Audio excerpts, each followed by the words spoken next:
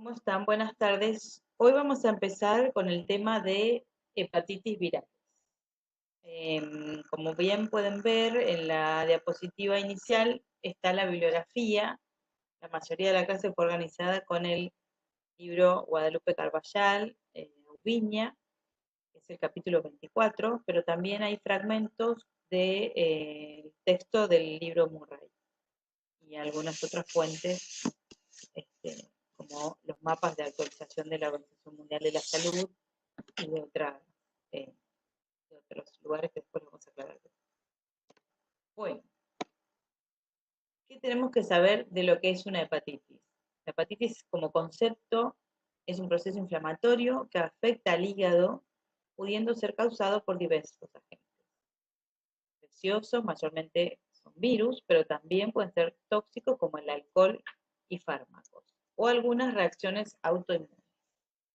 Las hepatitis virales, que es nuestro tema de hoy, constituye uno de los mayores problemas de la salud pública y esta situación ha llevado a que la Organización Mundial de la Salud haga un llamado para países que son miembros y que implementen medidas para mejorar la respuesta frente a este problema.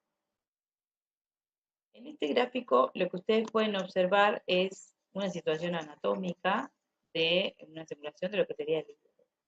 Estas células simulan ser un hepatocito, donde tenemos los sinusoides, que son los vasos sanguíneos que rodean a toda la cadena de los hepatocitos. El espacio entre el hepatocito y el sinusoide, el endotelio del sinusoide, se llama espacio de Bicet.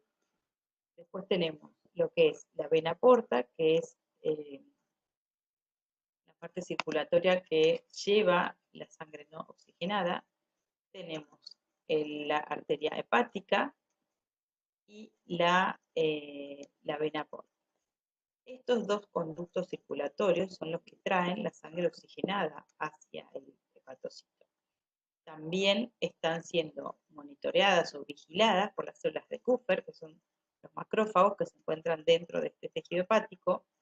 Y como ustedes observan, dentro del sinusoide vemos los natural killers, linfocitos B y linfocitos T.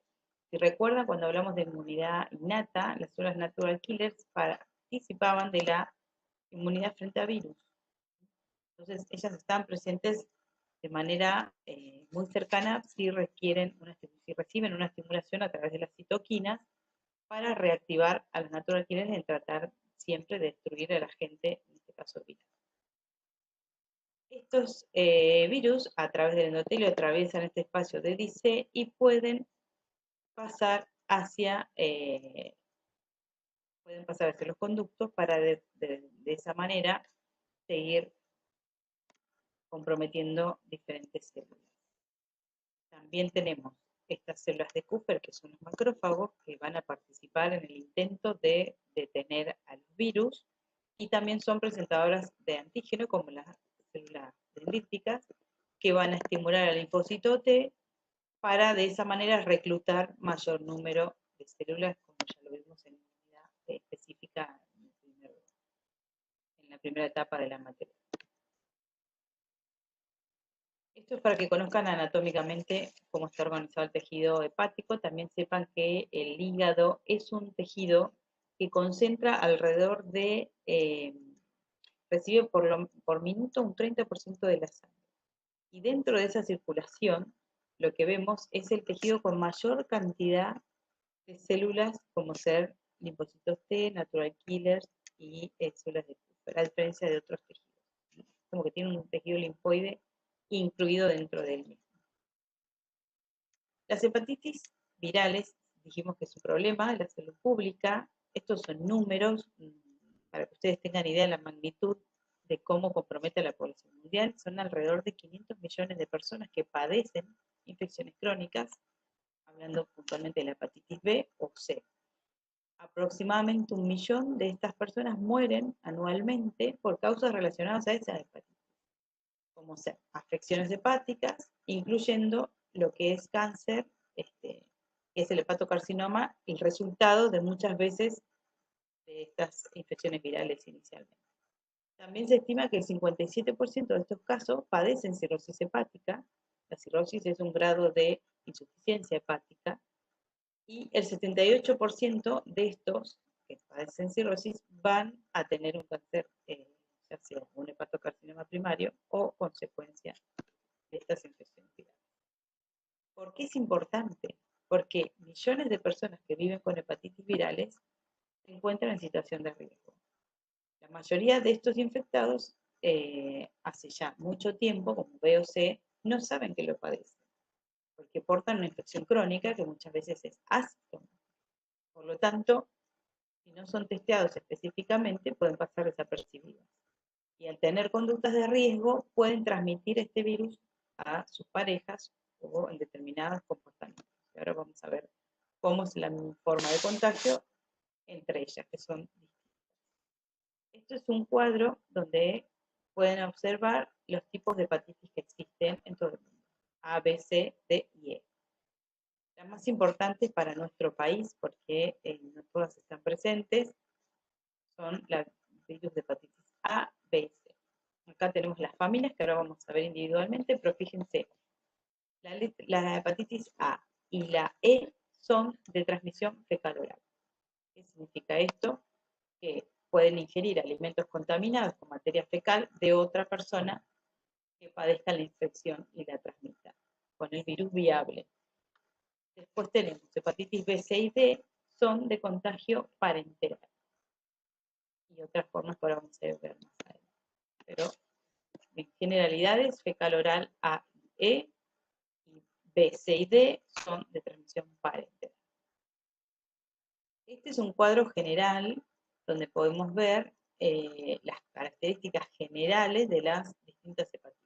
¿Sí? Como fíjense, la hepatitis A, sabemos que cómo hacemos el diagnóstico, buscamos anticuerpos de hepatitis A, y la definición es: el virus de hepatitis A es un microorganismo de la familia Picornavirus, y cómo lo detectamos a través de anticuerpos, sobre todo al inicio de los síntomas, y una vez que están presentes, perduran durante toda la vida. Eso con respecto a los de IgG. Los de IgM contra hepatitis A nos indican una infección reciente. Ustedes se acuerdan cuando dimos inmunidad específica, cuando hablábamos de anticuerpos, habían anticuerpos que eran los primeros en aparecer, los primeros días de infección, eso es como generalizado para la mayoría de las infecciones, donde en las primeras semanas, hasta inclusive 14, 15 días, tenemos la aparición de la IgM, una primera curva. Después las IgM descienden y empiezan a aparecer los que son anticuerpos de IgG, y esos son más duraderos. Acá tienen generalidades de todas las hepatitis. Estos son como un pequeño resumen de todos los virus que pueden causar hepatitis independientemente de estas hepatitis virales. Hay de diferentes familias. Por ejemplo, en la familia de Herpesviridae tenemos el Epstein-Barr, el citomegalo, también el herpes simple o varicela zoster. De las familias de los adenoviridae tenemos el adenovirus, que también puede causar este tipo de inflamación hepática. Del tobaviridae, la rubiola, una característica, el compromiso hepático. Después lo que es la familia de Flaviviridae, tenemos la fiebre amarilla, el dengue, y así sucesivamente. Algunos son frecuentes en nuestro país, otros, como por ejemplo el ébola, uno lo puede encontrar en otros continentes, como el África. O en este caso el coronaviridae, que tenemos el SARS-CoV, que fue un virus circulante del sudeste asiático, que es precedente al SARS-CoV-2 que tenemos ahora, el famoso coronavirus. Bueno, vamos a concentrarnos ahora en la hepatitis A. ¿Qué tenemos que saber? Las características del virus, el ciclo de vida, cómo ingresa a nuestro cuerpo, el modo de transmisión, la epidemiología y el diagnóstico. Y si existe vacuna, ¿cuál es su calendario? La hepatitis A es un picornaviridae, tiene una simetría icosaédrica, cúbica, el genoma lineal RN monocatenal. ¿Sí? Esta es la forma de una fotomicroscopio electrónico, y esta es una forma esquemática. Tenemos que existe un serotipo y 7 genotipos. Fíjense, la cadena de ARN, tenemos la cápside. ¿Cuáles son las características del virus? ¿Se acuerdan? Cuando uno hablaba de las defensas que tenemos en el cuerpo, parte de ellas son el ácido gástrico. Muy pocos microorganismos pueden atravesarlo y sobrevivir a un proceso de digestión donde el ácido gástrico llega hasta pH2 o pH1. Entre esos hay muy pocas bacterias, una sería, para que ustedes tengan, después lo vamos a ver en digestivo, el Helicobacter pylori, y de los virus, la hepatitis A puede atravesar la digestión sin problemas y sobrevivir. Sigue siendo estable. Lo mismo a través de detergentes comunes, cuando uno higieniza ciertas superficies, si hay presencia del virus puede persistir viable en aguas saladas, puede estar por meses, y también es muy estable la desecación en el medio ambiente. Sin embargo, cuando uno ve las temperaturas que tolera, una temperatura de 4 grados puede sobrevivir por semana. Pero temperaturas más elevadas, como 56 grados, dura apenas 30 minutos. Y así, por ejemplo, vemos cómo se inactiva la cloración adecuada del agua potable. Eso es muy importante, sobre todo en los lugares donde no tenemos este tipo de saneamiento. También la presencia del formol lo inactiva, o el ácido peracético. Esto, por ejemplo, para que ustedes tengan idea de que cada porción o cada fragmento de tejido histopatológico que se envíe para estudio va sumergido en formol, así que en el caso de que este paciente esté infectado por un virus de hepatitis A, al ser sumergido en formol, se inactiva. Como también la radiación ultravioleta. Este es el ciclo. El ciclo es muy sencillo. El virus tiene contacto con los receptores de membrana, de esa manera se produce el anclaje hacia el interior de la célula, esto es puntualmente el hepatocito. De esa manera, parte del contenido de ARN, como dijimos, va a ser traducido a través de los ribosomas, por supuesto de los ribosomas de la célula a la cual ha colonizado. Esta replicación del virus de ARN se va a unir a unas proteínas virales y todo esto se va a ensamblar y va a ser liberado al torrente. De esa manera va a comprometer otras células. Entonces, cuando hablamos de la infección natural por el virus de hepatitis A, usualmente puede ocurrir después de la ingestión, ya sea de agua o alimentos que estén contaminados, que contengan el virus. El ciclo comienza en la entrada del virus por el tracto gastrointestinal, supera la acidez del estómago y el tropismo lo hace llegar al hígado. Penetra el hepatocito donde comienza esta replicación. Durante todo este periodo de incubación se presenta la viremia y al mismo tiempo que la excreción del virus por las heces. Cuando nosotros decimos el periodo de incubación, es el periodo en que el virus ingresa al cuerpo, llega al hepatocito, lo compromete y de esa manera se produce la replicación. Durante todo ese periodo, uno puede presentar síntomas, son muy pocos, hasta que se hacen visibles. Y una vez que empieza la excreción viral a través de las heces, puede contaminar alimentos de otra persona y volver a infectar. ¿Cómo va a llegar al intestino? Llega a través de la bilis. Como para que nosotros sepamos, la hepatitis A es una virosis hepática que puede causar una morbilidad de moderada a grave. Cuando decimos grave, es una insuficiencia hepática fulminante que pueda necesitar, por ejemplo, un trasplante. El virus, dijimos que se transmite a través de contacto fecal-oral. Casi todos los pacientes se recuperan totalmente y adquieren una inmunidad de por vida. ¿Esto qué significa? Que durante toda su vida, si uno atraviesa una infección por hepatitis A, uno puede medir esta inmunidad a través del anticuerpo de tipo IgG. Y una vez que uno pasó, sobrevivió y se recuperó de esta infección de manera leve, el dosaje de IgG va a estar presente toda su vida. Pero hay una pequeña proporción de pacientes que pueden fallecer a causa de esta hepatitis fulminante. La OMS estima que en 2016 la hepatitis E provocó aproximadamente 7.134 defunciones, una cifra que representa el 0,5% de la mortalidad debida a la hepatitis B. El riesgo de infección de hepatitis A se asocia a la falta de agua potable y a las malas condiciones higiénicas y saneamiento. Pero antes de que nosotros incluyamos la vacuna en nuestro calendario, la primera causa de trasplante hepático de los niños por una hepatitis fulminante era la hepatitis A. Ahora vamos a ver más adelante. En los países donde la transmisión a través del agua no es frecuente, se dan brotes entre varones que mantienen relaciones homosexuales y consumidores de drogas inyectadas. Las epidemias pueden ser prolongadas y, por supuesto, siempre van a tener pérdidas económicas. ¿Cómo podemos evitar esto? Gracias a la vacuna, que es segura y es eficaz, y al saneamiento ambiental. Fíjense, este mapa mundial lo que muestra es los distintos colores, es de acuerdo a la prevalencia de anticuerpos, anticuerpos antihepatitis A de todo el mundo. Nosotros somos un país que tiene una alta prevalencia.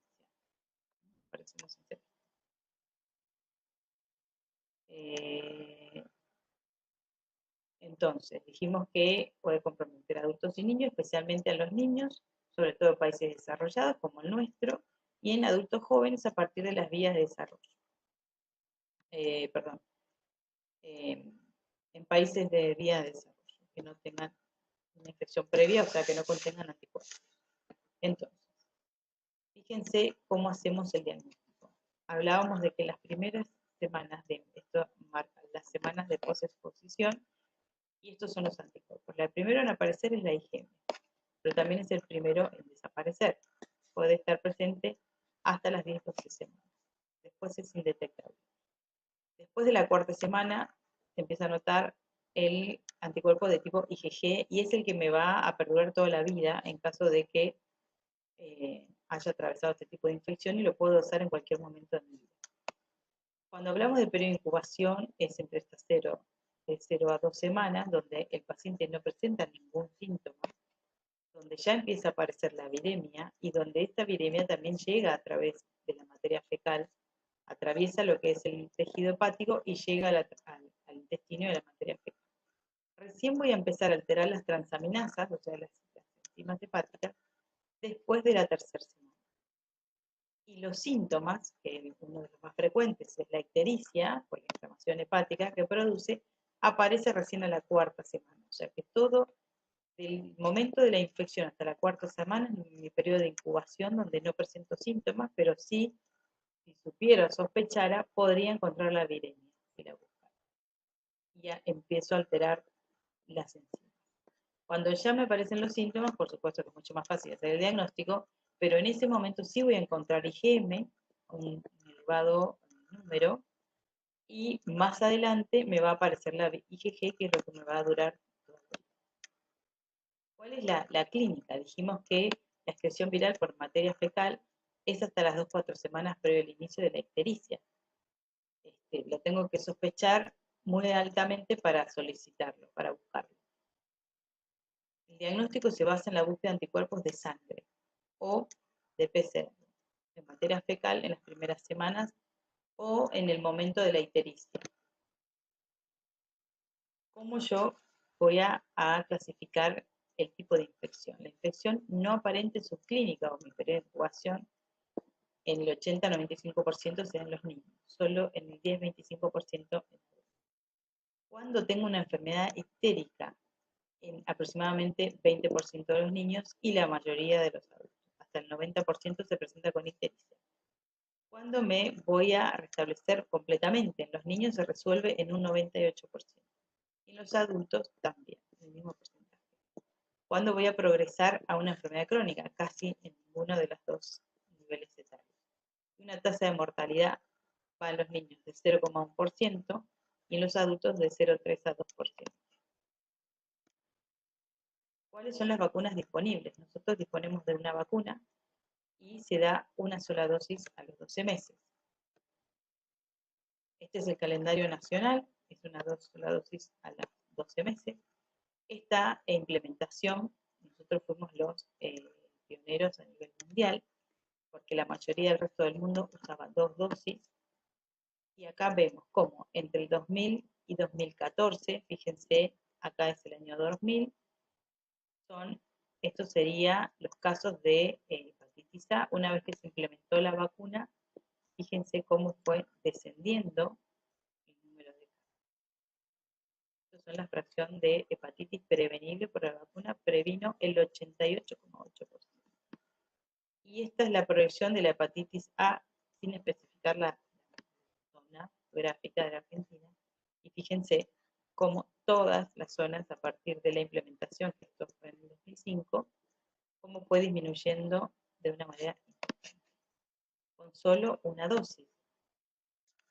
Y lo que es acá, otro gráfico muy parecido a este de acá arriba, donde me muestra la tasa de, o sea, la causa de trasplante en los niños era la hepatitis A fulminante. Después de la implementación de la vacuna, antes del 2005, la primera etiología de este tipo de trasplantes era a causa de la hepatitis A. Después del 2005 en adelante, la tasa de infección por hepatitis A que te lleva a una hepatitis fulminante que requiere un trasplante fue 0. Hoy en día ya no es un problema la hepatitis A para los niños que requieran trasplante. El éxito fue evidente, como ustedes lo están viendo, y de hecho nos han tomado como modelo en el resto del mundo, donde se implementaban 2 dosis. Este es un folleto informativo del Ministerio, donde fíjense cómo explica con una sola dosis de manera segura y el éxito que se ha logrado en disminuir el número de casos nuevos de hepatitis, tanto en niños como en adultos.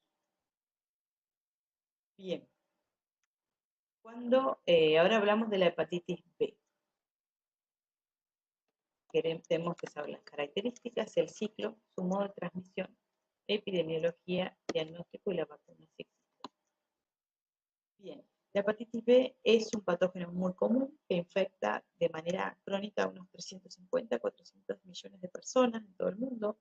Es responsable anualmente de 1 millón de muertes por enfermedad hepática. Como les dije, estas personas muchas veces no saben que portan el virus y la infección crónica puede conducir a una cirrosis o a un carcinoma hepatocelular. Esto va a depender de qué tipo de genotipo es el infectante o qué intercurrencias infecciosas tenga, factores sociales y ambientales. El virus de la hepatitis B es un Hepatnaviridae, el genoma es un ADN envuelto, existen 8 genotipos y posee una nucleocápside icosahedral. Bien, acá vemos de manera esquemática el virus. Esta es la cadena de ADN, que no es completa, y estas son las partículas de antígeno superficie que después van a estar presentes en la sangre, y esto es el centro del virión. Es lo que está internamente después de estas partículas. Acá tenemos los distintos genotipos. Los genotipos tienen letra, y esto me indica la zona geográfica en la que está ubicado. Nosotros en América del Sur tenemos el genotipo F.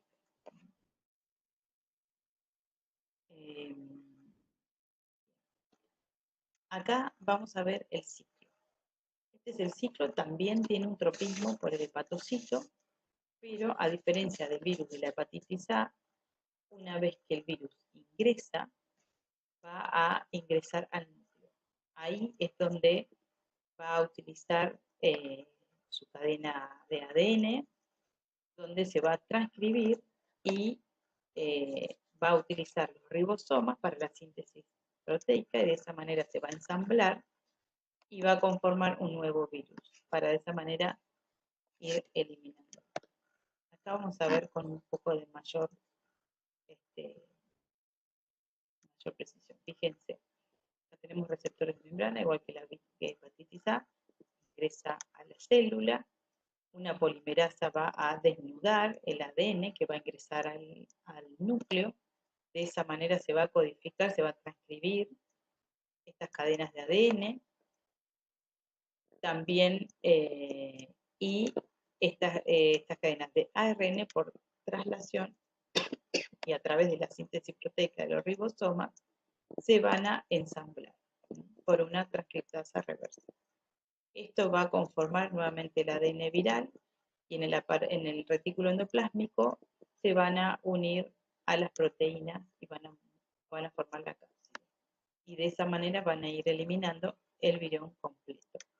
Como también otra porción de lo que va sintetizando estos ribosomas va a atravesar otro retículo endoplásmico y van a ser liberadas partículas virales no completas, como vemos acá, pero sí lo que corresponde a lo que es el antígeno E y el antígeno superficie, que esto es lo que son proteínas virales que son liberadas a la sangre, donde nosotros después vamos a dosarlas por los distintos métodos diagnósticos y los que nos van a indicar que dentro de la célula del hepatocito se está produciendo la reproducción viral. Es lo que me marca que el virus está activo. Entonces, ¿cómo podemos ver la infección viral versus la respuesta inmune?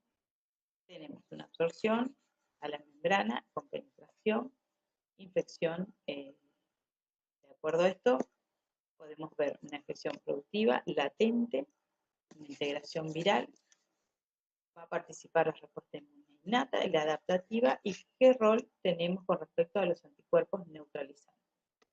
¿Qué son los anticuerpos neutralizantes? Son los anticuerpos que se forman por estimulación de los linfocitos B, las plasmocíticas, y estos anticuerpos neutralizarían el contacto viral y evitarían que se conforme.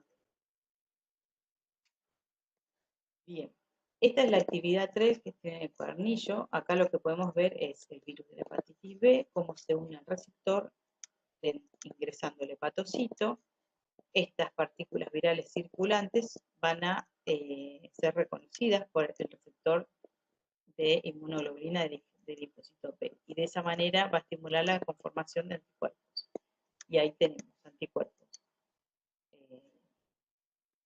Tenemos complejos inmunes, modulación antigénica o eliminación del virus. Los complejos inmunes, la modulación antigénica, van a ser otras manifestaciones, pero sin embargo la eliminación del virus en conjunto con otro escenario de la unión en el receptor, más decir el hepatocito, más la síntesis y la replicación expresada por un HLA de hepatitis B de membrana. Este reconocimiento por el receptor de linfocitos T citotóxicos me va a llevar a la eliminación del virus, como también a través de los anticuerpos. Y de esa manera, la eliminación de las células infectadas, y esto me va a llevar a una recuperación. Pero si yo produzco una lesión histológica, o sea, daño el endotelio o en los hepatocitos, puedo liberar los viriones, esto me va a demostrar a nivel sanguíneo una infección de células nuevas, como también me va a dar un mensaje de que hay actividad viral dentro del hepatocito. Sin embargo, si la célula presentadora de antígenos procesa este mismo y lo expresa a través del HLA de hepatitis B, de la membrana, esto va a ser reconocido por los linfocitos T de helper, y de esa manera va a activar los linfocitos T reguladores, que van a moderar la generación de anticuerpos, como también la lesión histológica que puede estar produciendo. Entonces, una vez que nosotros tenemos una infección de hepatitis B, podemos o recuperarnos, porque se inactivó por anticuerpos, o porque se eliminaron las células infectadas, o podemos tener una infección propiamente dicha, porque hay liberación de viriones, tenemos lesión histológica, o podemos tener otro tipo de manifestaciones a través de los complejos inmunes que se han conformado, o una modulación. Acá vemos un gráfico de lo que recién estábamos hablando. Cuando la hepatitis B va a ingresar, esto simula el virus, y a medida que el virus es liberado por la célula, me produce una apoptosis celular del hepatocito. Estos virus son reconocidos por anticuerpos de tipo IgG que van a ser liberados por el linfocito B, que a su vez va a estar estimulado por las células dendríticas que van a procesar el antígeno y lo van a presentar por un complejo mayor de histocompatibilidad al linfocito CD8, que son los linfocitos tóxicos, y van a tratar de nuclear o inactivar la célula infectada, llevando hacia una apoptosis celular. Y a su vez, este linfocito, esta célula dendrítica también va a estimular a los linfocitos TCD4 a que me estimulen a la formación de anticuerpos por las células T. Todo va a estar mediado por citoquina.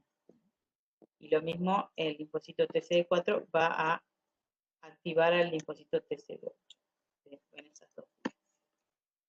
Y en este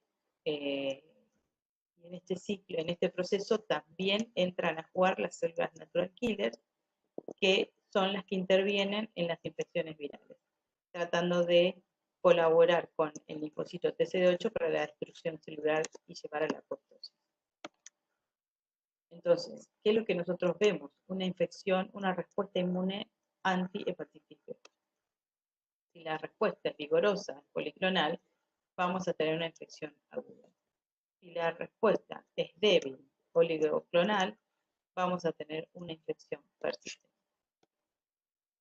¿Cuáles son las formas de transmisión?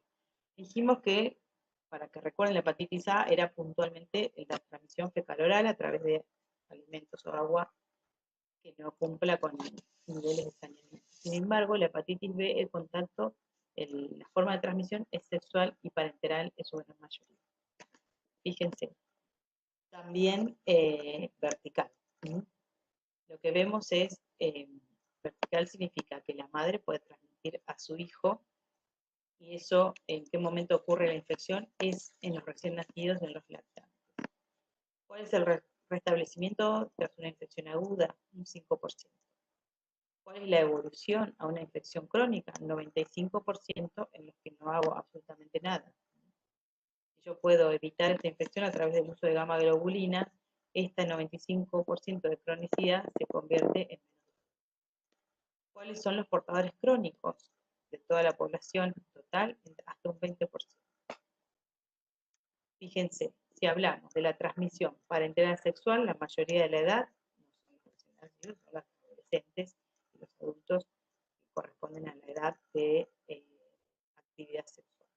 ¿Cuál es el restablecimiento de una infección aguda? El 95% se recupera, pero hasta un 10% va a continuar con una infección crónica, muchas veces subclínica. Y tenemos un 0,5% de portación crónica de la persona. Y sin embargo, por contacto, los niños pequeños, tenemos un 20% que resuelve la infección, un 80% que va a persistir con infección crónica y hasta un 20% de cronicidad. Esto que me da la idea de que en este tipo de nivel etario la mayoría va a tener su transmisión sexual o parenteral, y en los recién nacidos tenemos un grave problema en la transmisión vertical. Por eso, tomando estas edades de compromiso, fue donde uno, a nivel de salud pública, toma decisiones, donde, al existir una vacuna segura, dónde, en qué edades voy a intervenir. Entonces, ahora vamos a ver vacuna más adelante, pero fíjense, en los recién nacidos se implementó en nuestro país una dosis en las primeras 12 horas de nacido. Se agregó a la quíntuple para complementar las dosis subsiguientes de booster. Se agregó en los que no hayan recibido desde su nacimiento, los nacidos después del año 2000, se agregó en los adolescentes. Y a partir del 2014, a los que no hayan recibido ni el 2000 ni los años subsiguientes, a toda la población general adulta, para tratar de subsanar que si en caso de que uno tenga contacto y esté inmunizado adecuadamente, no se genere la infección. ¿Cuál es la patogenia? Tenemos que en los recién nacidos un 2% puede generar una hepatitis aguda y un 98% la crónica. Y en los adultos la aguda es el 90% y hasta un 10%. Pero una vez que tengo la infección crónica, tenemos dos escenarios. La hepatitis B crónica pueden ser un 2 a un 6% los que posean antígeno E positivo y solo un 10% y hasta un 10% antígeno E negativo. Esto me va a llevar con el transcurso de los años y muy lentamente a una cirrosis compensada. Pero en un 2 a 3% puede llegar a un hepatocarcinoma. Sin embargo, de esta cirrosis compensada se puede convertir en una cirrosis descompensada y ahí se duplica hasta el 8% en progresar un hepatocarcinoma. Y si no hago un hepatocarcinoma, tengo la mitad de posibilidad, el 50% de fallecer por la cirrosis en sí. Esto me lleva a tener infecciones y no poder responder adecuadamente. ¿Qué es lo que llamamos estado portador? Es un estado inactivo, una fase de muy baja replicación viral, porque fíjense que acá en una hepatitis B crónica tenemos presencia de hasta un 6% de antígeno E. Esto significa que el virus se sigue replicando y claramente porque me va destruyendo las células hepáticas y me va conduciendo lentamente a una cirrosis o, en el peor de los casos, hepatocarcinoma. Pero cuando yo soy un portador inactivo, una replicación es baja, significa que no me está lastimando, no me está haciendo lesión tisular de los hepatocitos, 0,2% menos puede progresar un hepatocarcinoma y de los que lo producen, hasta un 50% puede fallecer.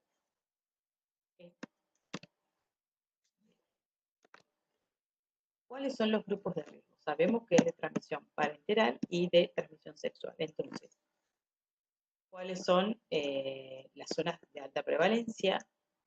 Personas que convivan o tengan contacto sexual con individuos positivos con antígeno superficie, uso de drogas parenterales, porque acá se comparten las jeringas, por eso hay algunos países donde tienen altos números de, todavía, si bien es una medida de drogadicción que está ya en desuso, los que todavía tienen altos porcentajes, para evitar la infección, tratan de proveer jeringas descartables y que no las compartan. Adultos y adolescentes que tengan múltiples compañeros sexuales o con una historia de enfermedades de transmisión sexual, personas en instituciones correccionales, personas con alteraciones de las pruebas hepáticas de causa desconocida, personas infectadas por el virus de hepatitis C o HIV, personal médico, laboratorio o unidades de diálisis que manipulen sangre sin las medidas adecuadas, pacientes en hemodiálisis, aunque tanto las unidades de diálisis o hemodiálisis, con los últimos años los estudios han avanzado tanto en el análisis de la sangre que ya es una de las causas menos probables. Contacto sexual anal, porque acá tenemos un mayor trauma sexual, por lo tanto ayuda o favorece a adquirir la infección. Pacientes que tengan transfusiones frecuentes o que tengan tatuajes o piercing. Por eso cuando uno va a donar sangre, una de las preguntas del cuestionario cuando uno se sienta a completar la hojita es: ¿tiene tatuajes o piercing en una zona del cuerpo? Porque se considera una conducta de riesgo. Porque no sabemos si en ese lugar donde lo produce fue de manera segura. Este es un mapa de la OMS donde se ve a nivel mundial cuál es la prevalencia de la hepatitis B. Fíjense, nuestro país es una zona de menos del 2% y se considera de baja prevalencia. ¿Cuál es el reservorio, la fuente de infección? La vía de transmisión dijimos que es parenteral sexual. La prevalencia, somos un país de baja prevalencia. Ahora, ¿cómo lo vamos a controlar? Fíjense los casos de hepatitis B a nivel de nuestro país entre el 2000 y 2012. Estos son los números de casos. 2012 de 1.2. 2005 fue uno de los años de mayor número de casos. ¿Cómo lo vamos a diagnosticar? Tenemos un periodo de incubación, pero previo del momento cero de infección, donde no presento síntomas y donde la mayoría de las veces no tengo documentación bioquímica. A partir de las 2 semanas de adquirir la infección empieza a elevarse lo que es, se empieza a dosar en sangre el ADN del virus, o sea, el método directo de tipo PCR, y empiezo a notar la elevación del antígeno de superficie. Más tardíamente empieza el antígeno E a elevarse, pero cae rápidamente en la mayoría de las veces. Después de la tercera semana empieza a observarse el dosaje el core total, del anticore total, como el anticore de tipo IgM, que si bien se eleva, cae rápidamente porque es un anticuerpo de corta duración. Y me indica de que hay una resolución de una infección reciente. Después de la cuarta semana se empieza a elevar el antígeno E, el anti-E, y a partir de la sexta semana tenemos el anti-E. Y esto va a durar toda la vida. Entonces, ¿cómo medimos? O sea, ¿qué significa estas siglas que yo les dije recién? El antígeno de superficie me marca que la infección está infectiva, que hay replicación viral. El anti-S me marca que ya me recuperé de esta infección y por lo tanto ya presento la inmunidad. El anticore de tipo IgM me marca que estamos en una infección reciente, que es el que más rápido desaparece. El anticore me muestra que hay una infección presente que ya está pasando. La presencia del antígeno E indica replicación activa, por lo tanto, infectividad, y esto puede seguir evolucionando. El anti-E me muestra que ya está en resolución. Y estos son todos los métodos indirectos. Ahora, cuando quiero dosar de manera directa y encontrar el ADN viral, tengo que hacer un método de tipo PCR. Esto me indica la replicación activa y inclusive podemos hacerlo de manera cualitativa, o sea, decir es positivo, y podemos hacer de manera cuantitativa, medir cuántas veces se reproduce en la sangre, y de esa manera ver el nivel de infectividad que tiene este individuo. Fíjense, entonces tenemos que las primeras 2 semanas no tenemos síntomas, no tenemos documentación. A partir de la segunda podemos encontrar virus. Perdón,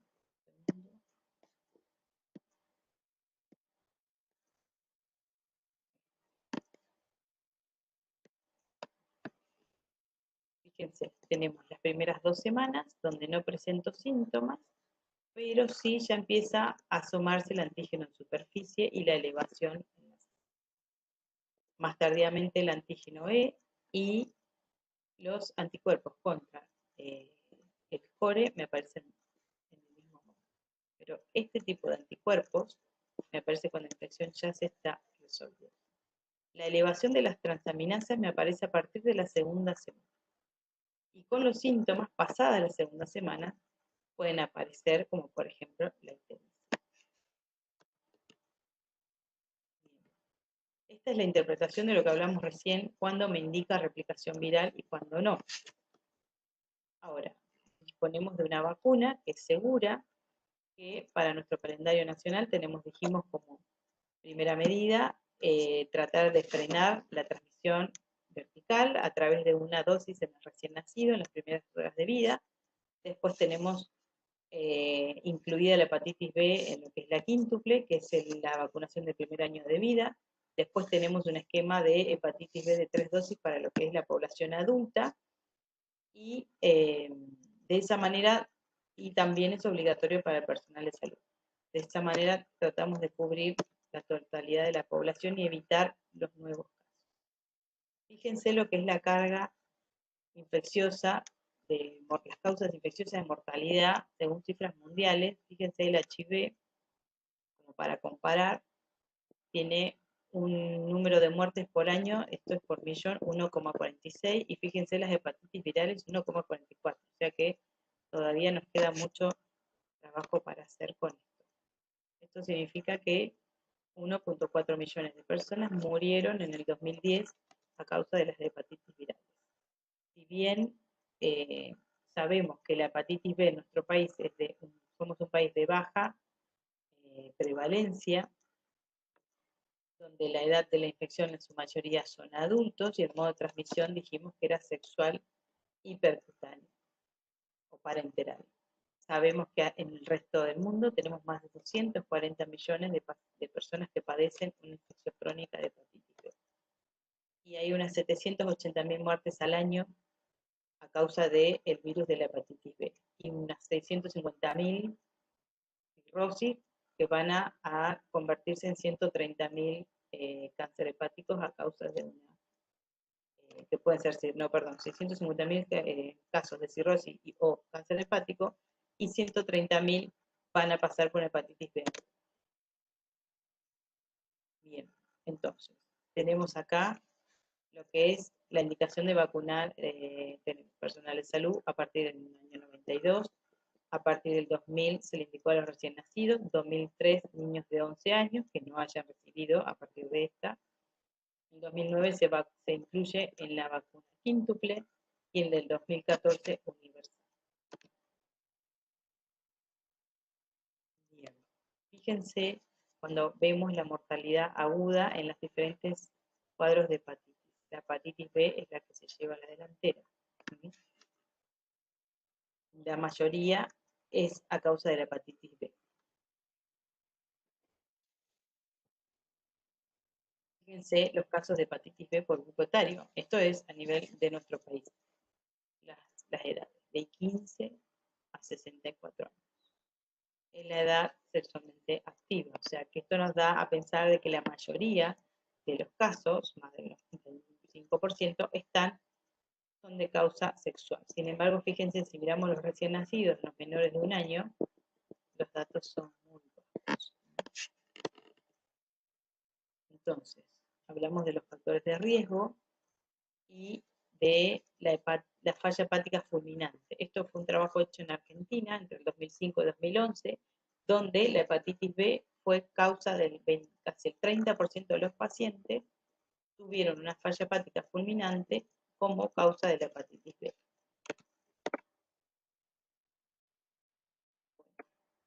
Es lo más importante para eliminar, es estimular la vacunación.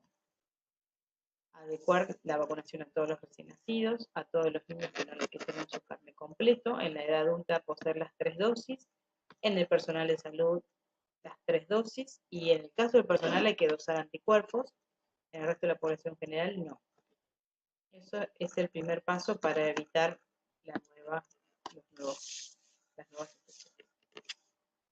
Bueno, vamos a la hepatitis C. La hepatitis C se estima que alrededor de 160 millones de personas en el mundo se encuentran infectadas de hepatitis C, si bien durante muchos años se habló como casos de hepatitis post-transfusional, no A, no B, no fue hasta 1989 que se pudo identificar el agente causal. Esto sabemos que es a través de contacto de sangre, siendo muy rara la transmisión sexual, a excepción de poblaciones que tengan prácticas de vida. Alrededor del 80% de los infectados no presentan ningún síntoma en forma inmediata a esta infección. Evolucionan a la cronicidad y llegan a la enfermedad persistente en el hígado. La infección crónica puede llevar a cirrosis o el cáncer hepático hasta en un 20%. Esta es la estructura del virus. Es un flavivirus envuelto en forma icosaédrica con genoma de ARN monocatenario de polaridad positiva.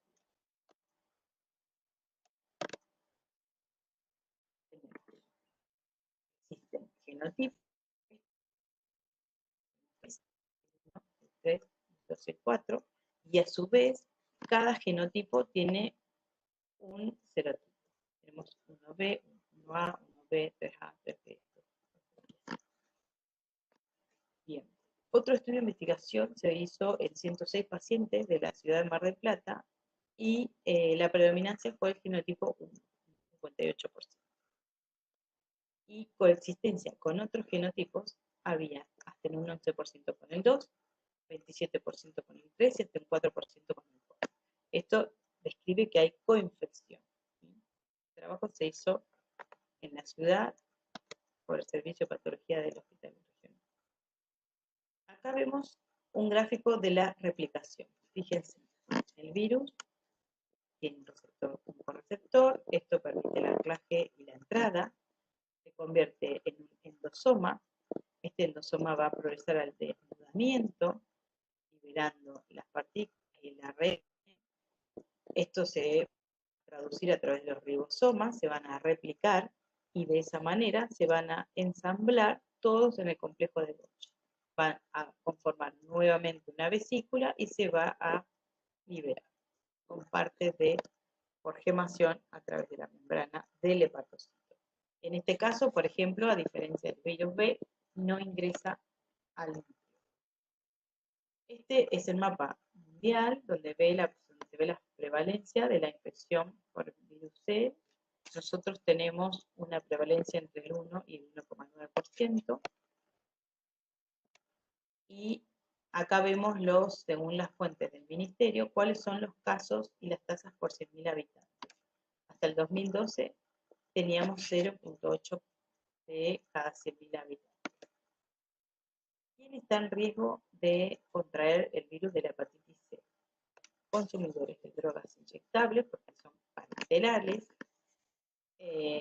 destinatarios de los concentrados de factores de coagulación. Esto fue antes de 1987, cuando se utilizaban otros métodos para fabricar estos productos. Lo mismo para las transfusiones de sangre, pacientes con hemodiálisis crónica, personas con exposiciones conocidas al virus de hepatitis C, como por ejemplo trabajadores de la salud, por accidentes cortopunzantes o receptores de órganos, en el que le dio positivo para el virus C, personas con HIV, sobre todo porque el método de infección es parecido, y los niños nacidos de madre con hepatitis C positiva. Acá lo que podemos ver es los métodos diagnósticos. ¿En qué momento me aparecen los síntomas? Siempre tenemos un periodo prodrómico de hasta 1 o inclusive hasta 2 semanas antes de la aparición de los síntomas. Pero sí, ya podemos encontrar después de la semana el ARN viral con un método directo como la PCR. La elevación de las transaminasas empieza después de la primera semana, tiene su pico máximo entre la tercera y cuarta y después empiezan a normalizar.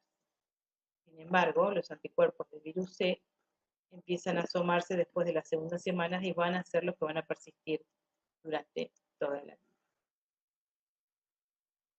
Bien. Esto, el primer gráfico, lo que me representa es una etapa aguda de la infección, con una recuperación. ¿Sí? Tengo el anticuerpo del C y fíjense que la viremia se detiene. En el segundo gráfico,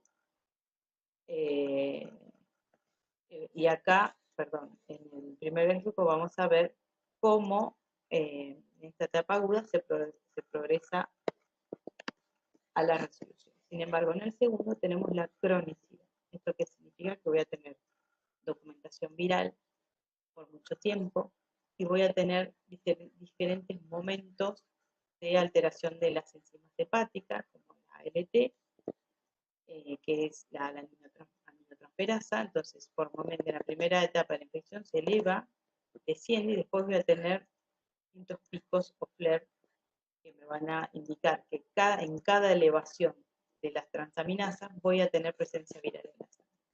Esto me representa una progresión hacia una etapa crónica. Entonces, acá tenemos lo que llamamos hepatitis aguda, unas transaminasas claramente alteradas, donde ya presento síntomas, y después de las 3 semanas empiezan a aparecer los anticuerpos. Sin embargo, con el pasar de los años, voy a tener diferentes momentos de elevación de transaminasas que con el tiempo, esto significa que me va a seguir alterando y destruyendo el tejido tisular de los hepatocitos, del hígado en sí. Por lo tanto, voy a pasar de una hepatitis aguda a una activa crónica y a una cirrosis o eventualmente un hepatocarcinoma, que va a ser lo que me va a determinar probablemente la muerte. Y siempre voy a tener presencia de ARN viral. Entonces, acá que vemos, ¿cómo podemos hacer el diagnóstico? Tenemos métodos directos de ARN, de tipo PCR, y tenemos los métodos indirectos, que son los anticuerpos. Fíjense, de lo que es la carga de la infección aguda por virus C, un 15% puede curarse y eliminarse completamente. Un 15% va a tener una cirrosis de inicio muy rápido y hasta un 70% una infección persistente, de los cuales casi la mitad va a permanecer asintomático y el 60% va a tener una hepatitis crónica. De estos, el 6% va a progresar a una insuficiencia hepática, un 20% a la cirrosis y solo un 4% a un carcinoma hepatocelular. En estos dos grupos, entre la cirrosis y el hepatocarcinoma, van a ser el grupo de mayor mortalidad. ¿Cuál es el rol del sistema inmune en la patogénesis frecuencia y sincronicidad de la infección por hepatitis C, la escasez de los linfocitos T citotóxicos específicos para epítopes de hepatitis C en el hígado, la anergia funcional de los linfocitos TCD8 asociados a un fenotipo inmaduro, menor capacidad proliferativa y funcional de los linfocitos T asociado a esta interacción del core de hepatitis C con el receptor, agotamiento de los linfocitos TCD8 asociado a una interacción PD1-P2 ligando, baja avidez de los receptores T de los linfocitos TCD8 por epítopes de hepatitis, de los virus de hepatitis C, regulación de la actividad de los CD8 por los T reguladores y altos niveles de interleuquina 10 producidos por células de Kupffer, células dendríticas, CD4, TH1, TH2, CD8, TR. Estos factores son los que me van a llevar a tener una infección crónica. ¿Cuál es la posibilidad de que alguien desarrolle una infección crónica? Cirrosis o cáncer hepático o muerte. De cada 100 personas infectadas, aproximadamente 85 van a tener infección crónica. 20 continuarán desarrollando cirrosis durante un periodo de 20 a 30 años. Y entre los pacientes que tengan cirrosis, hasta el 5% va a tener un carcinoma. Y de esos, el 6% se va a descompensar de manera por causa hepática y el riesgo de muerte puede subir hasta el 20%. ¿Qué posibilidades hay que se vuelva crónica? Hasta un 85%. ¿Y es posible que alguien se infecte con virus de hepatitis C y luego elimine infección? Sí. Hasta el 25% de las personas eliminan el virus de sus cuerpos sin tratamiento y no desarrollan infección crónica. Es por esto que no se conoce bien y se recomienda que siempre se teste de manera rutinaria para ver que no sea una aportación crónica sin hepatitis D. Bueno, esta es la epidemiología del mundo. Nosotros somos un país de muy baja prevalencia. La presentación, siempre tenemos un periodo de incubación prodrómico hasta que empiezan a observarse. Fíjense, esta línea celestita me representa el dosaje de IgM, donde se eleva rápidamente después de las 2 semanas aproximadamente del contacto de infección y baja rápidamente.